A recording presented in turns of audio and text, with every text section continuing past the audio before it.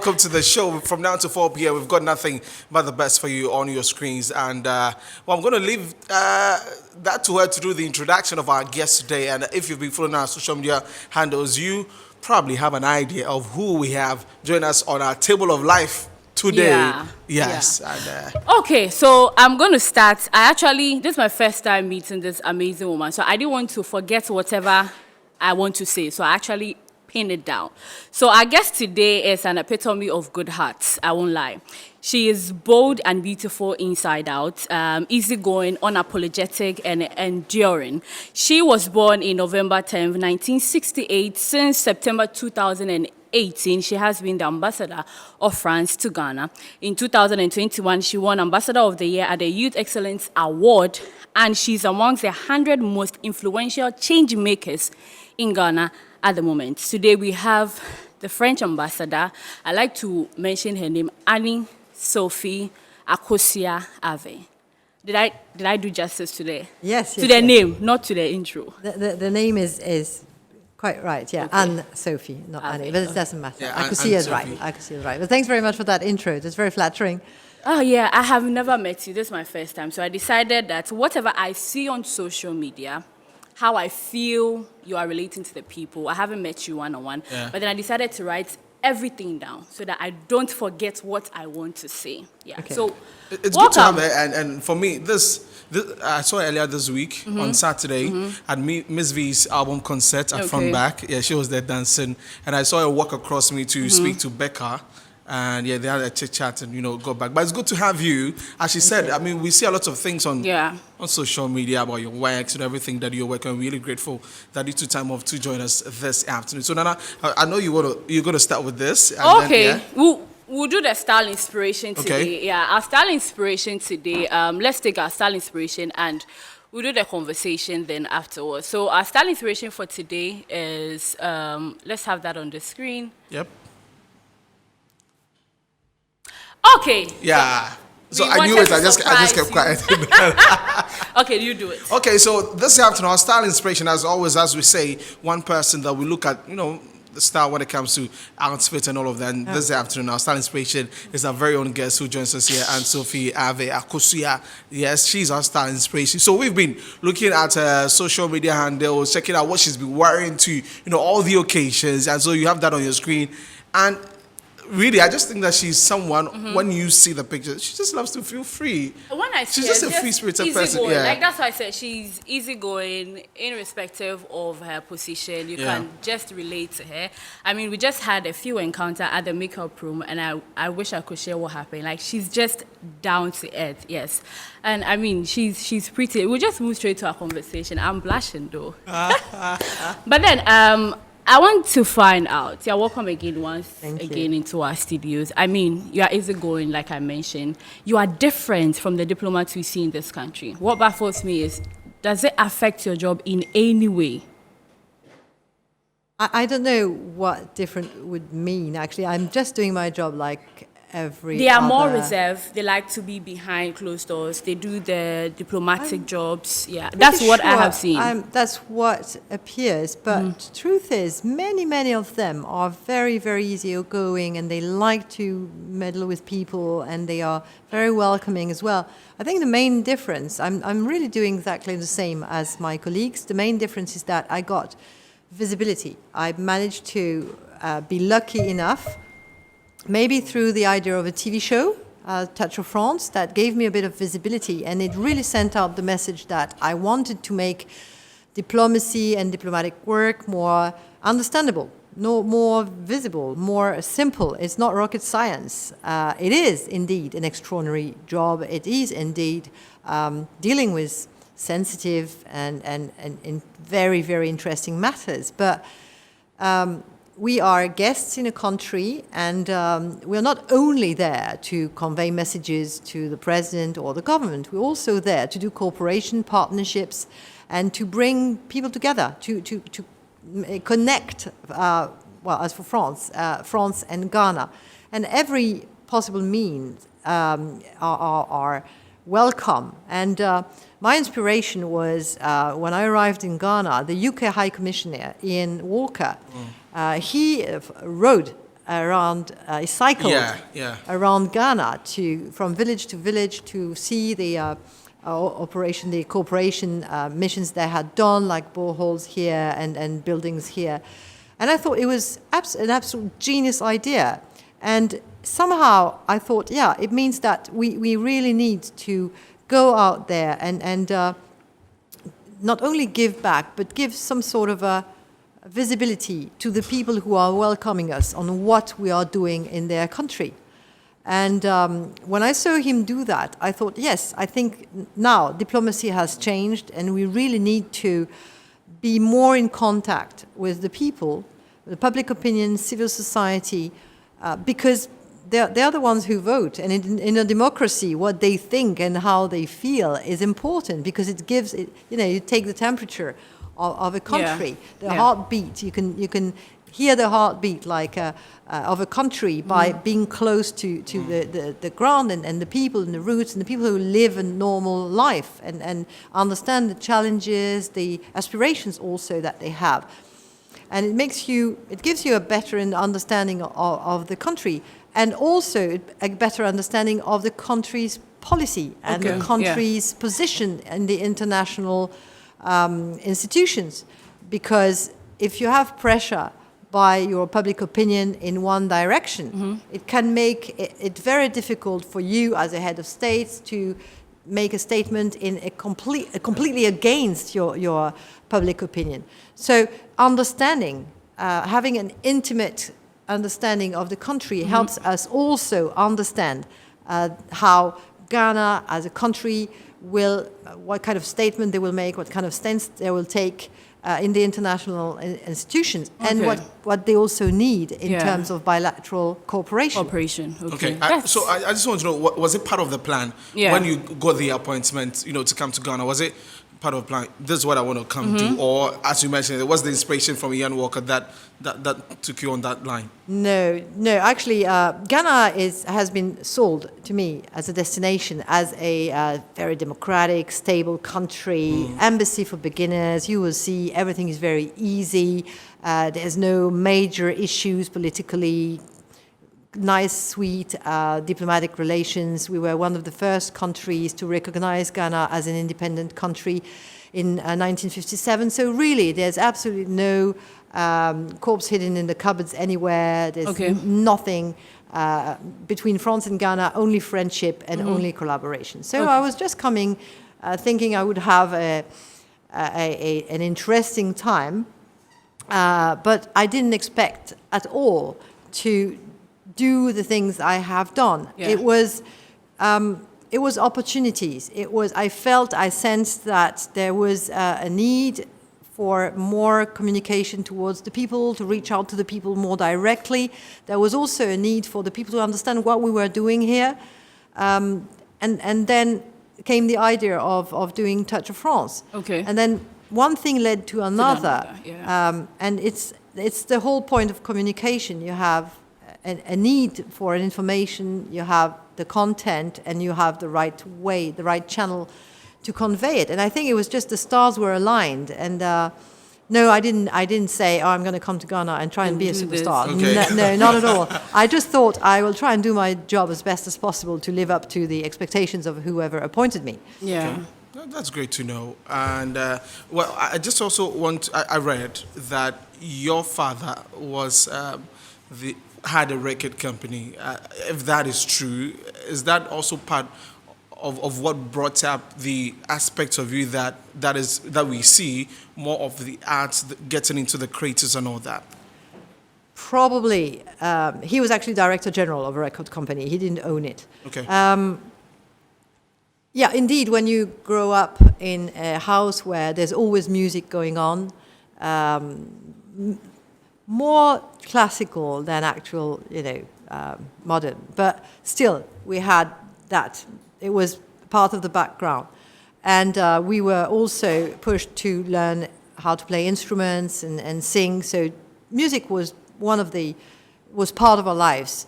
But no, he didn't drag me into the business, or I was not interested at all with well, I would go to the concert with him to see some artists, but to me they were just normal people. They could have dinner at home and then they were on the billboards, they could be on stage. So it was just normal people with abnormal jobs. What it gave me was the sense that this music is a business, it's an industry. And it's not something that you just come out with, create, and then throw in the air and hope that it will bring you a bit of money. It's an actual serious industry where there is authors' rights, people who conceive a music, a beat maker, write the lyrics, they have rights. And then the person who eventually sings it, and the musicians who play that and who go from what's written on the paper to making it an actual song, they also have rights. And all that is structured in France and in Europe and in the US and in many, many countries in such a way that whoever contributes to write a song, be it the lyrics, the beat maker, or rearrange, remix, or the one who sings it, the musicians who play it, the guitar solo that everyone likes in the song, everyone gets royalties each time that this song is either played, broadcasted, used in a movie, or remixed or played in a concert. And this conscience that it was an actual business, my dad would really, really hammer that in. If I would ask him, can you bring me back from work this record? Because in my time we had records, right? Yeah. We didn't have the records. He would say, no, you go and buy it. Even if he was producing it, he would say, go and buy it. Yeah. Because if everyone does like that and asks a friend who knows a friend to get the thing for free, how will the artist live? So that's what kind of straightforward sort of approach to this industry I was brought up in. So that's probably why I was sensitive to that music industry and how I was interested in how it was organized and how we could possibly also work with them. And so, yeah, there was maybe this sensitivity. But the core thing was music is something that links the people. And diplomacy is about finding ways and means to link the countries at every level. At, of course, heads of states level, governments level, MPs level, companies level, joint ventures, consumer, B2C level, but also at people's level. And what brings people together better between France and Ghana than music and football? Definitely. Passions football, for both of us. Yeah. So I just thought there is something there that both helping the industry somehow and looking at how they could maybe get better structured, and at the same time, how can we connect them with the French industry? I thought that was a win-win-win kind of situation. Wow, that's good. But I love the way you appreciate music. You love to listen to music. I think today there was something on your page about Kiddy being featured on a song. I think it was his song. And his song featuring Mabassador. He's featuring Modal French Car. artist. Yes. Okay. I just want to find out, what does music mean to you? Let's put the diplomacy aside. Let's come to the personality. What does music mean to you? It's, when people write music and when people sing and play the instruments, they put a lot of themselves and a lot of emotion so that one song can suddenly speak to you. You can relate to it. It's talking to your emotions beyond the language.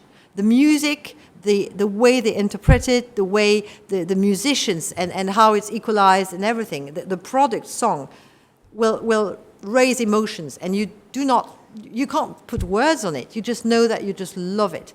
And sometimes songs will also symbolically speak to you. And yes, Kiddy's song featuring a French artist.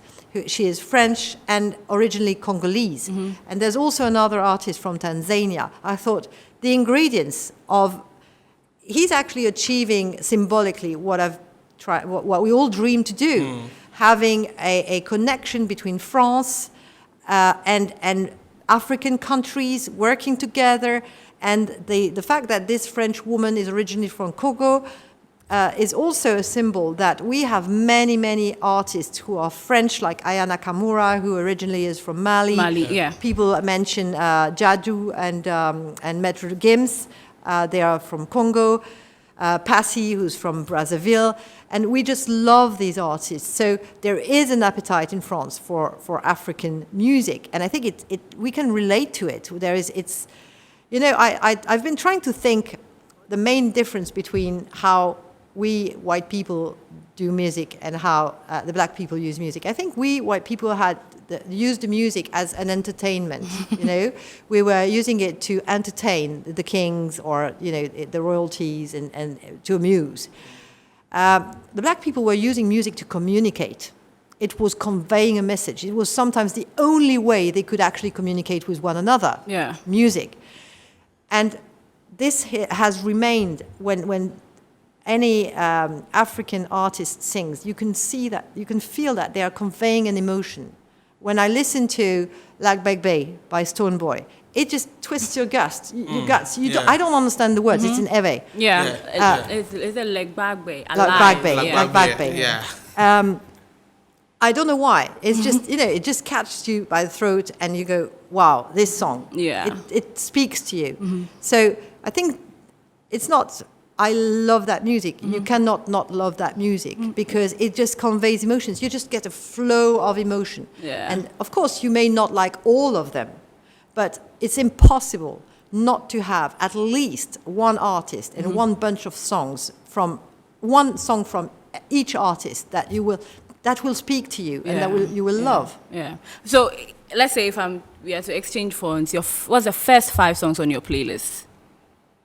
The first song. 5 songs. First 5. Yeah. Well, it changes. Apart from the French songs. Yes. I don't have many French songs. Okay. Not really. No, not really. I have some very old French songs that I really love, but it changes every week. So what's this on for week? This week? Okay, this week I would say, of course, I think I still have Down Flat by Calvin. I still have that one. Camido. I just Sugarcane. really love Remix what or he did. original? I love both. Okay. Actually, I love both, and I think the remix is very successful. Yeah. Not all the remix are good. That one is really, really good. I love the way he has given space to the other artists to do it their way and do it with their personalities. I would say Kwame Eugene. I mean, Takeaway is just. Takeaway is also like that's a nice jam. I love that one. So this week, of course, Kiddy. I mean, is and of course the latest one, Hennessy. Yeah. But I love many of his songs, and I'm going to make many enemies because I could list maybe. No, I just 50. said 5. So that's. But I've got a 5th one, which I won't say. It can be all the others, which I absolutely love. Yeah, but let's talk about your experience in Ghana. I mean, we've seen how interesting it has been. What I really want to touch on is the fact that when you were installed as Nkoswahema development queen, what did it mean to you personally? It was very emotional, because it's the way people show you love, respect, gratitude with what matters to them, and I know what it means to them. And it was very, very emotional. I didn't expect it. I didn't feel that what we as an embassy had done for this village was that important to them. And I've come to realize that it doesn't cost much. It doesn't take much to make an impact. I was really humbled and touched, and I went back there to bring things to the kids and stay in touch, even though it's a very, very remote village. Yeah. And then, yes, I went to the north last week, and I was skinned Napoka Amaltinga, which is the Queen Mother for Development as well in the Frafra language up in the north in Bolgatanga. And that was also a very emotional moment, especially because the chief, I know there's been a bit of a polemic because I said paramount chief on Twitter, and so someone said, he's not the paramount chief. And I said, okay, I don't know. Yeah, when it comes to these things. It's a chief. To me, it's a chief. Yeah. And it was very, very emotional to be out there. And then I was in Skin there. We went through the museum that we had funded. And outside the museum, this chief in Bolgatanga, right? So Okay. you feel that you are miles away from yeah. everywhere. Yeah. Even though it's an actual city, but you do not expect that in Bolgatanga. He comes to me, and in perfect French, he asks me about our political situation with our parliament in France. And I'm like, I can't believe it. Okay. I cannot believe it. That I'm sure got to you. Yeah, I was absolutely surprised. And again, it humbles us because that people in Ghana, even in remote places, have an interest in international relations. Look at France and what France is doing. And he said, but I love France. And I'm like, this is incredible. And that is just as heartwarming, you know. So no, it means a lot to be, and still I take it very seriously. Yeah, I don't know what to say because I didn't expect either this kind of honor. And it just entices me to try and give back as much as I can to the community. Okay. So France is a great hub of tourism. I mean, a couple of weeks back, our very own Eugenia was there and came up with some really great feedback. You've been in Ghana for a while. What do you make of course, our culture? We've seen a lot of that around, and making that into tourism that could, bring us some income. Of course, we're also a hub of tourism, but how we can make that better? What's your take on that? Well, indeed, France, with 60 million inhabitants, we have 100 million tourists. But all this didn't happen overnight. We have, of course, some heritage sites, and maintaining them, giving signage and directions so people from the motorway, from any road, can actually direct to the castle or whatever site, or grottos, or even point of view. That is highly important. Unless you advertise for those sites, people won't go. Then when you get in these sites, you need to have some sort of explanation what the site is about. Yeah. So some sort of tourist guidance, someone who tells you the history of it, the story behind it. And it's also important that everyone in the neighborhood is proud of that site, to tell tourists, go there, you should visit here. At the desk hotel, the Uber driver, taxi driver, anyone should be able to say, oh, while you are here in Cape Coast, why don't you go to see Elmina? If you have 2 hours, then why don't you go to Kakuma? And why don't you go all the way up to... So, they should be able to be proud of the tourist sites and the places. They should be able to advertise which restaurants are by the beach that we should recommend, which beaches might be nice to go. Really be able to have give information to the tourist. Okay. And to do that, we really need to have everyone being proud of their sites, know them, and be proud of their tourist sites, but also feel responsible for these tourist sites.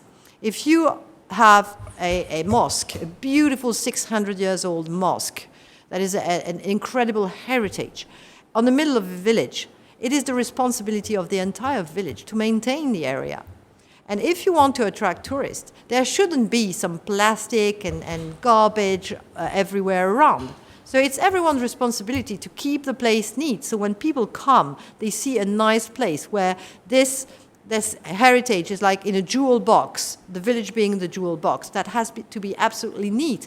So it's everyone's responsibility to actually treat that heritage like something that was given to us. And I say us because I include the whole humanity. It belongs to Ghanaians, but it belongs to the whole of humanity. It's heritage of humanity. And it's been passed on to us by former generations, like 20, 30 generations. And we have to pass it on to the next generation. Yeah. So it's our duty to maintain it, promote it, make it known, make it respected. And I think that's the key point to attract people. We have worked with UNESCO to do a map of Ghana with all the heritage sites that are listed by UNESCO and those that are on what we call the tentative list of UNESCO. Means that they could be listed under a few conditions. So that when people come to Ghana, if they have this map, they know where to go and what to visit in the same area. And they know that here there's also maybe the waterfalls, but also Shai Hills, and we refurbished the museum in Shai Hills. So at least if they go in that area, they've got 2 or 3 things to see. And I think that's very important to give visibility to those sites and those places. I think that one thing that could attract tourism as well is make the visa system easier, you see. People complain about the Schengen visas, and yes, there are requirements, but obviously if you meet the requirements, you provide the right documents, and you do the démarche early enough, because there's like 3 months wait, there's no reason why you wouldn't get a visa. But when it comes to coming to Ghana, getting a visa is even more difficult for us French. It's very difficult. It's much more expensive. The requirements are much more complicated to meet, and it's only for one country. Wow. So if you think, oh, let's go to Europe, let's do a bit of Spain, then visit France, then go a bit to Italy, and how about we drive to Switzerland, and then go a bit to Germany, and go all the way to Poland and Romania. You can do that with just your Schengen visa. There's no more borders. With just you can have an overview of the entire Europe and Schengen zone with just one visa. If you say, okay, I would like to do that with West Africa, how about I do a bit of Côte d'Ivoire, then I drive along, and I go to Ghana, and then I go to Togo, and then I go to Benin. We need 4 visas. Wow. But what makes it expensive?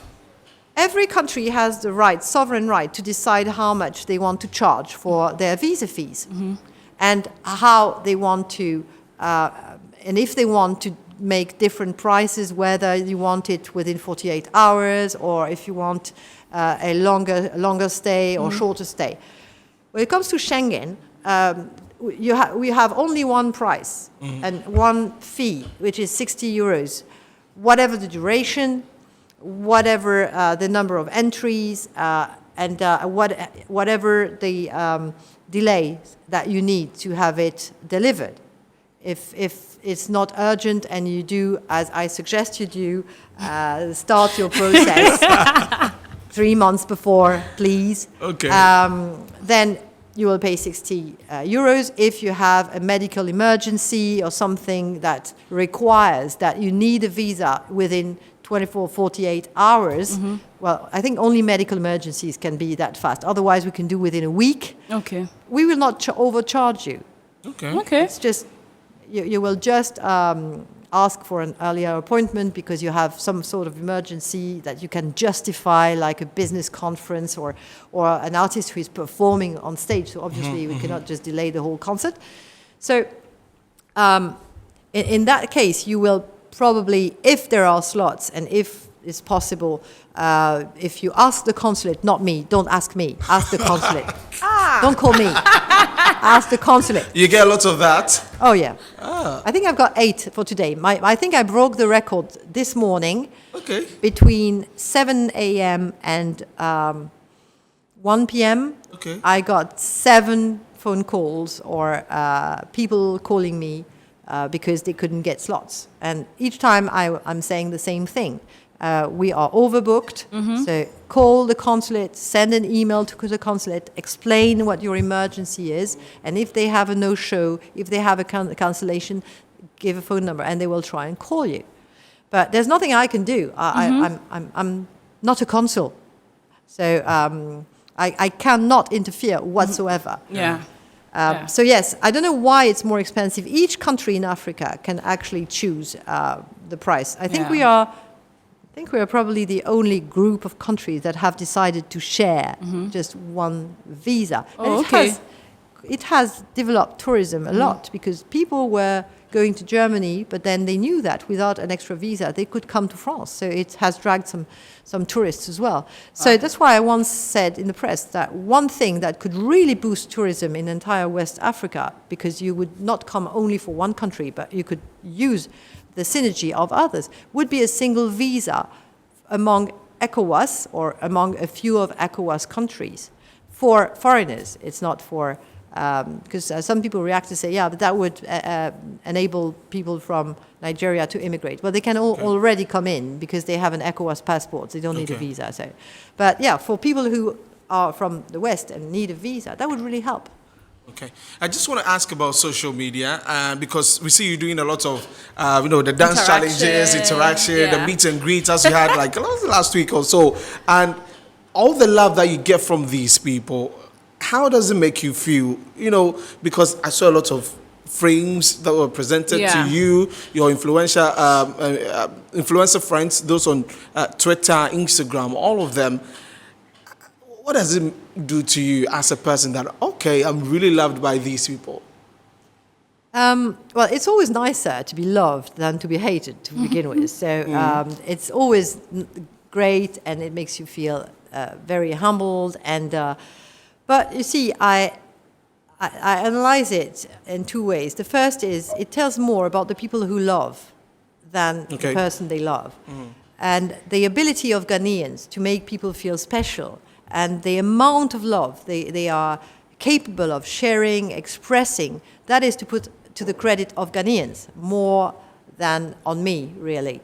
And I think that they are only telling me that they appreciate the way I do my job, and that it makes the ambassadorial job more visible, more visible, and more likable.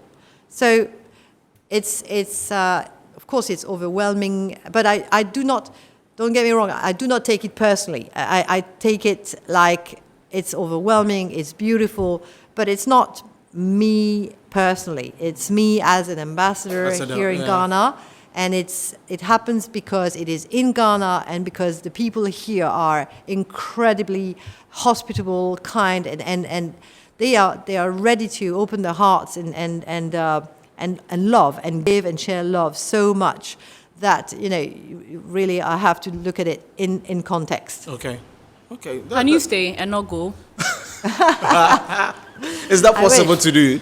I wish. I actually, last year, I had done 3 years, and I asked to be extended, and I was extended exceptionally for a 4th year.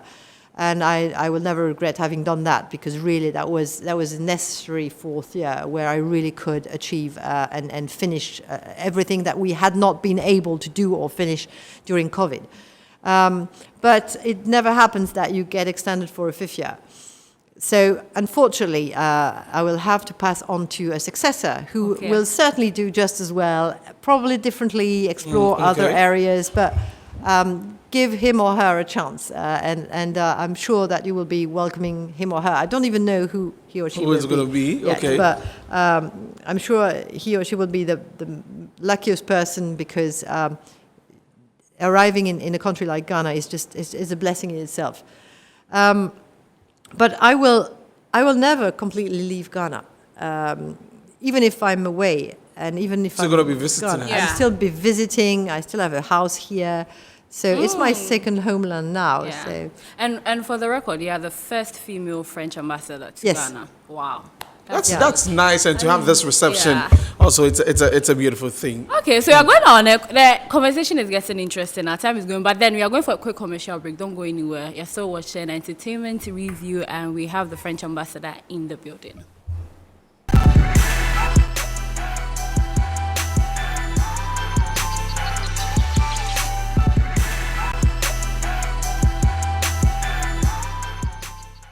Back, you're still watching Entertainment Review live on Metro TV. We are live on DSTV channel 277, live on Facebook and YouTube, Metro TV Ghana. Follow us on Instagram, Metro TV_GH. We have the French ambassador to Ghana, and Sophie Ave in the building, and we've been doing lots of conversation. Like, the only word, if you ask me to describe her, is easygoing, unapologetic, and she's a very pretty one. But then Desi has a very good question to ask before I come in. Yeah. So we know that she's been doing a lot of music stuff. So we are asking that, which Ghanaian song can you sing word for word, and maybe we can put you to give us a freestyle on that.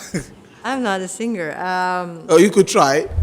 I guess you're better than her. This is going to go viral again. Okay, I get it. So I'd better get it right. I think I went to Miss V's concert, and I fell in love with the song "Coming Home."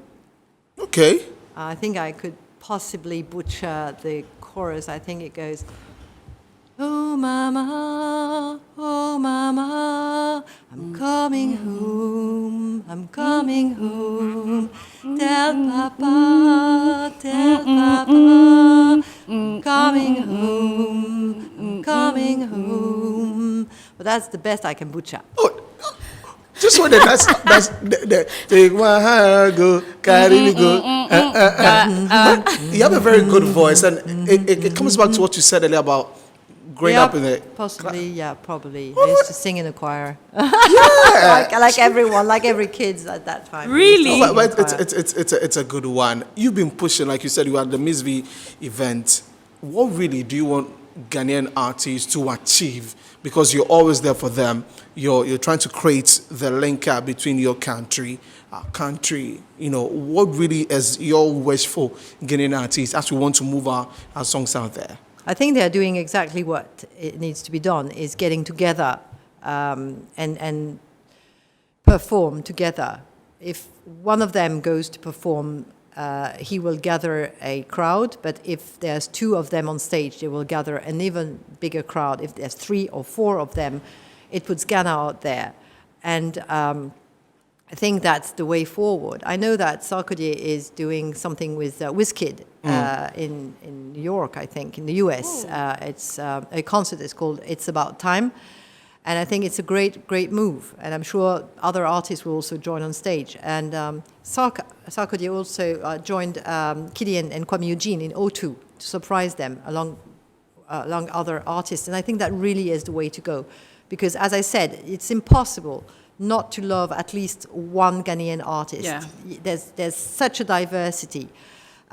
If you put many on stage, then it will attract much more people. And there is a synergy. Not because you love one, you will not love another. It's not a choice. It's like it adds up. Once you discover one that is doing a featuring with another one, then you want to know what this other one is doing. Yeah. And then it just adds up to your playlist. It's not about, if I like this one, it's a betrayal to the other one. It means I'm not loving this one anymore. So do things together, get together. That would be my wish. I mean, you've been here for 4 years and you've listened to our music.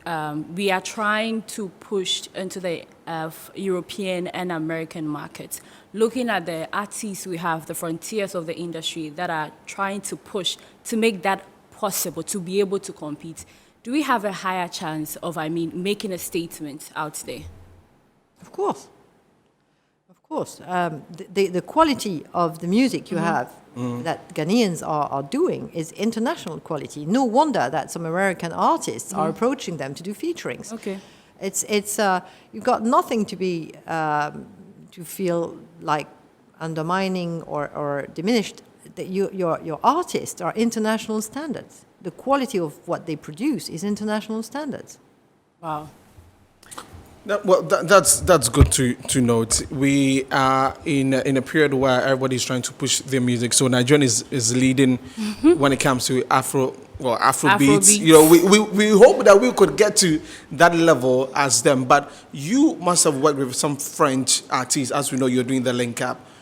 When you work with them, what sort of mentality or what sort of thing that you've seen with such artists that when you find out artists also, you think you can speak to them that maybe do it this way, you know, it could work this way? Well, I think it really is connected to the environment where you are growing and flourishing. In France, the artists are on time. That's a general Ghanaian thing, you know. Not too good. Time is time and time is money. Yeah, so when you rent a rehearsal studio or when you have a stage and there's a curfew, there's not 1 minute late. So when you have a lineup, a running order that is time coded, by the minute you are exactly at the right time. They are very organized and strict in the way they work. And it is a business. So they run their brand and their industry like a business. So, but again, it's something that has been structured for like 200 years. So, of course, the industry has been better structured and organized for quite a long time. I think that's the main difference. That's the main difference. It's, probably the I don't want to say discipline, but probably, yes, a bit of a discipline when it comes to timetable, to the time. It's just something, you know, like Afrochella, where you are on the lineup for 10 p.m. and then you are informed that maybe you will be at 12:10 that was hilarious actually, because I accompanied Stoneboy to see him perform at Afroshella, and I said, so what time are you performing? And he said, I'm scheduled at 12:10. Yeah. And I laughed. I said, there's no such thing as 12:10. I mean, it's like a train timetable, but it never happens in Ghana. But I said, okay, let's get there. And of course, I think he performed at 3 a.m. Yeah, 3 a.m. I was Yeah, no, she was there. Yeah, that would never happen in France. If you are booked, billed for 12:10, you are backstage just behind the curtain at 12:08, and everything is set, and then you step on stage at 09, and at 10 the music starts. So really, it's a very different way of approaching. It's very, very strict and organized. Would you say that the time in a way could gear off investors trying to invest in the music industry? As in, with the time, so for people, it's a problem for them.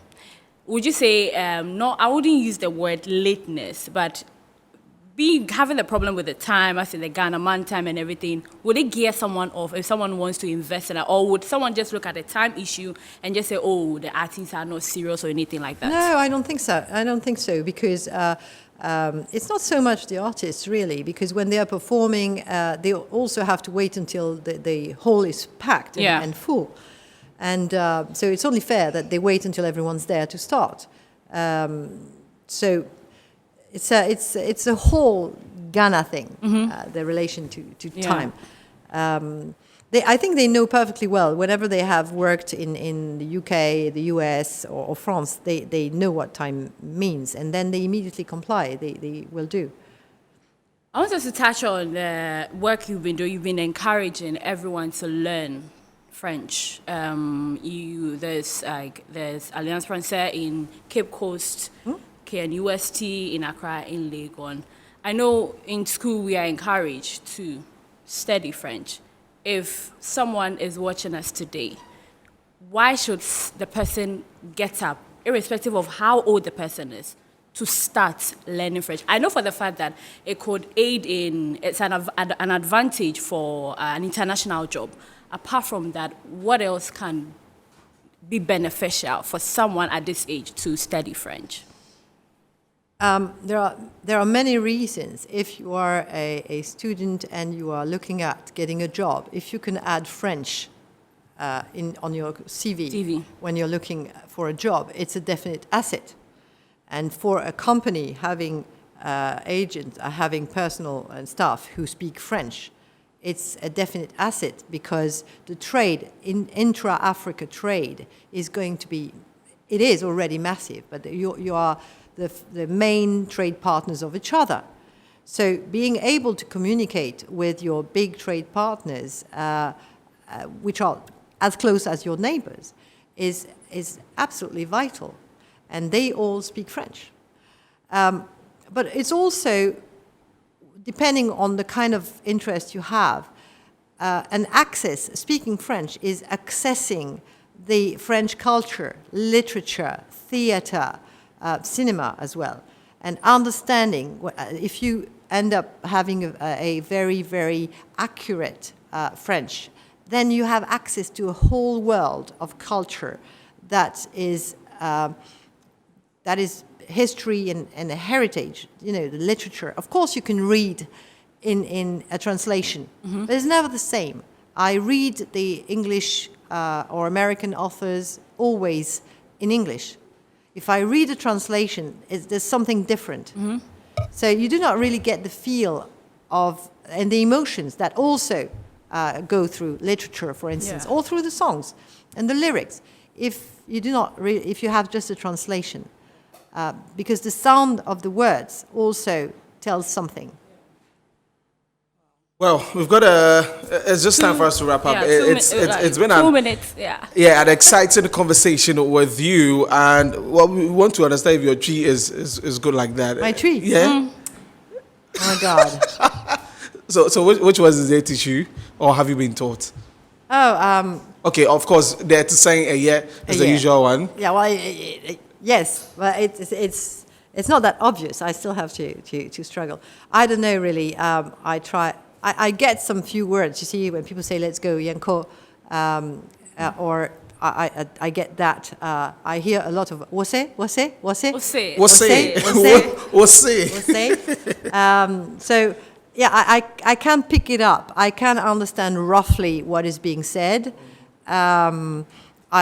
My pronunciation and the way I will speak Twi is absolutely ridiculous. So I've learned some phrases, So wherever I'm going, say "mania J," say "me wo," and then wherever I am. So I try to come out with, and people are very forgiving because they pretend they understand.